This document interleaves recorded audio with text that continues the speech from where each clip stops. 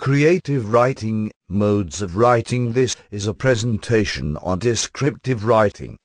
As a writer, you are expected to make thoughtful decisions about the topic, audience and purpose when creating text. If you need more information on the writing process, refer to slide 17.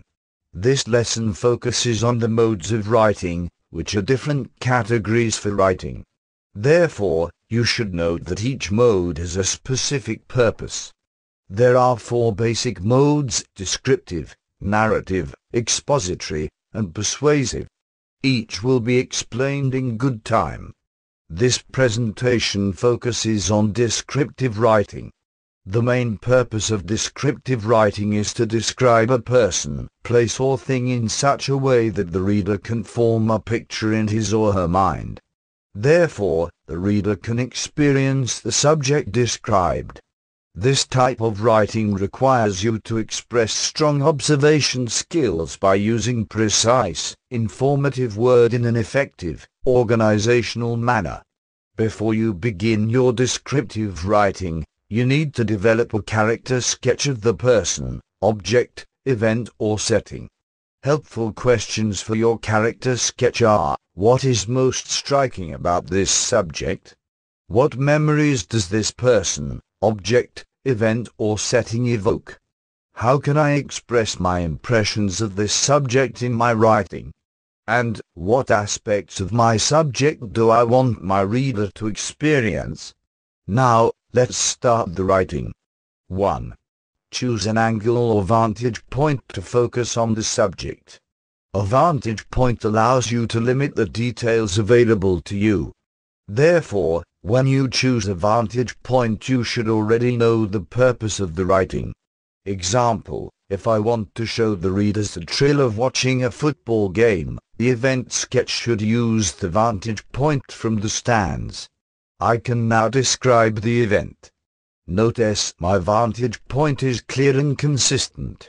I may be able to see, hear, smell, taste, or touch the things I am describing from my vantage point. My vantage point is logical and believable. However, if I want to change my vantage point, it is only fair that I indicate this to the reader. I may do so by telling the reader at the beginning of a new paragraph something like, "Meanwhile, out in the locker room." Writing requires you observing and taking notes. Who said writing was easy? However, once you know what you will describe and which vantage point you will take, all you need to do is collect the details that will help you create a striking image. So take out your sketch pad and jot down notes.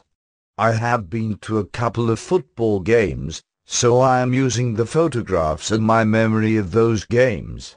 You can do the same when you are writing. Now my goal is to paint the picture of the event in the reader's mind.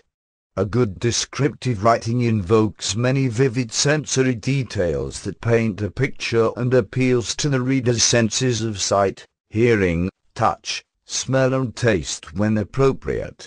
Therefore, your description should be unified, coherent, and vivid. Writing a unified, coherent, and vivid description requires the following: 1. Create a topic sentence. 2. Include details that support the topic sentence. 3. Use sensory details. 4. Organize details. 5. Use transitions to achieve coherence. 6. Use descriptive language. 7. Use analogies. And 8. Produce a mood. Refer to the slide if you need more information on these points. To conclude this part on descriptive writing, I must emphasize that your writings must be vivid and have a lasting impression in the reader's mind. Descriptive writing can be enjoyable to write and to read. Notes: this type of writing can be seen in the other modes of writing. They also appear in poems, stories, essays, and reports.